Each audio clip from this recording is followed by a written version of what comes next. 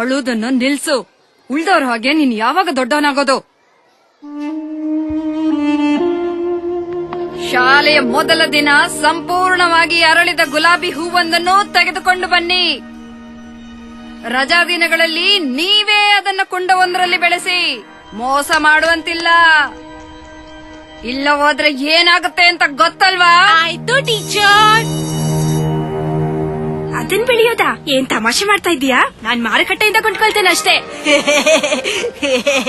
ಅಷ್ಟೆಲ್ಲ ಯೋಚನೆ ಯಾಕೆ? ನಾನಂತೂ ಶಾಲೆಯ ಉದ್ಯಾನದಿಂದಲೇ ಒಂದು ಗುಲಾಬಿ ಹೂವನ್ನು ಕಿತ್ಕೊಂಡ್ ಬರ್ತೀನಿ. ಆದ್ರೂ ಅದಕ್ಕೆ ನಾನು A+ ಗ್ರೇಡ್ ಅನ್ನು ಪಡಿತೀನಿ. ಇದು ನಳಿನಿ ಟೀಚರ್ಗಿಂತಲೂ ಸಿಹಿಯಾಗಿದೆ. ಬೇಡ ಥ್ಯಾಂಕ್ಸ್. ನೀನು ಯಾವಾಗ ಉಳಿದ ಮಕ್ಕಳ ತರ ದೊಡ್ಡವನಾಗೋದು? ಅವರ ಹಾಗೆ ಟಾಫಿಗಳನ್ನು ತಿನ್ನಲು ಆರಂಭಿಸೋದು. ಇದು ತಮಾಷೆ ಅಲ್ಲ.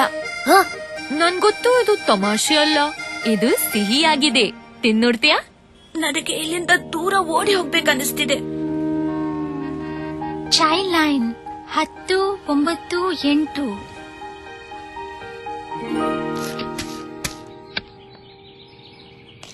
ಮಣಿ, ಬಾಬಾ ಆಡೋಣ ಬಾ.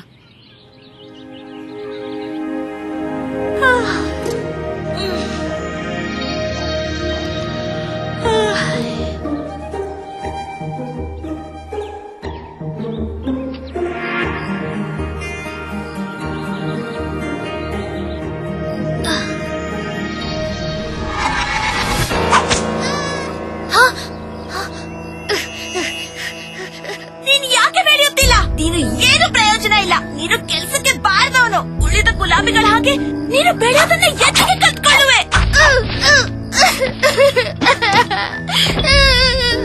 ಸರಿ, ಓಕೆ, ಚೆನ್ನಾಗಿದೆ.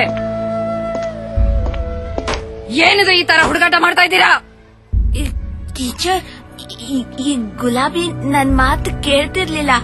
ಅದು ಬೆಳೆಯುವಂತೆ ಮಾಡಲು ನಾನದಕ್ಕೆ ಪಾಠ ಕಲಿಸಿದೆ. ನಿಲ್ಸಿ. ಏನು? ಅವನ ಬದಲಿಗೆ ನಿನಗೆ ಬೆತ್ತದ ಹೊಡೆತ ಬೇಕಾಗಿದೆಯೇ? ಇಲ್ಲ ಟೀಚರ್, ನೀವು ನಮ್ಮನ್ನು ಹೊಡೆವಾಗಿಲ್ಲ. ಇದು ಮಕ್ಕಳ ಹಕ್ಕುಗಳ ವಿರುದ್ಧ ನಡೆದಂತಾಗುತ್ತದೆ. ಮಕ್ಕಳ ಹಕ್ಕುಗಳು ಎಂದ್ರೇನು?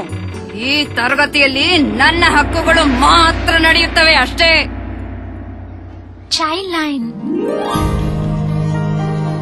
ಮಣಿ ಕೆಲಸಕ್ಕೆ ಬಾರದ ಹಠಮಾರಿ ಹುಡುಗ.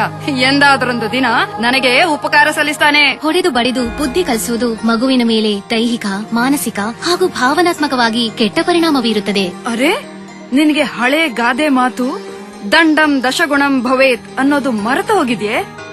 ಕಡ್ಡಾಯ ಶಿಕ್ಷಣ ಹಕ್ಕು ಕಾಯ್ದೆಯ ಪ್ರಕಾರ ಮಕ್ಕಳಿಗೆ ಹೊಡೆಯುವುದನ್ನು ನಿಷೇಧಿಸಲಾಗಿದೆ ಎಂಬುದು ನಿಮ್ಗೆ ಗೊತ್ತೇ? ಮಕ್ಕಳ ಮೇಲೆ ಮಾಡುವ ದೈಹಿಕ ಹಿಂಸೆ ಒಂದು ಅಪರಾಧ. ಭಯದಿಂದ ಮೂಡಿಸುವ ಶಿಸ್ತು ಮಕ್ಕಳನ್ನು ಸ್ವಾಭಿಮಾನ ರಹಿತ, ಅಪನಂಬಿಕೆಯಿಂದ ದುಃಖಿತರನ್ನಾಗಿಸುತ್ತದೆ. ಹಾಗೆಯೇ ಕೆಲವೊಮ್ಮೆ ಮಕ್ಕಳು ಓಡಿ ಹೋಗುತ್ತಾರೆ, ಓದನ್ನು ನಿಲ್ಲಿಸ್ಬಿಡ್ತಾರೆ. ಇದರಿಂದ ಶಿಸ್ತನ್ನು ಕಲಿಸುವ ಉದ್ದೇಶವು ಫಲಿಸುತ್ತದೆಯೇ? ಈ ಎಲ್ಲಾ ಗುಲಾಬಿಗಳು ವಿಭಿನ್ನವಾಗಿ ಅರಳುತ್ತವೆ. ಕೆಲವು ಬೇರೆ ಯಾವಕ್ಕಿಂತಲೂ ನಿಧಾನವಾಗಿ ಅರಳುತ್ತವೆ.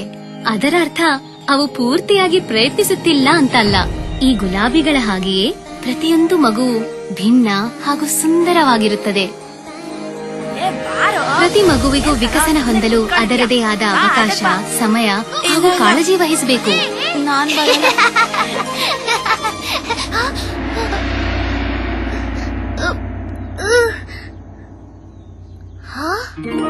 ಭಯ ಪಡಬೇಡ.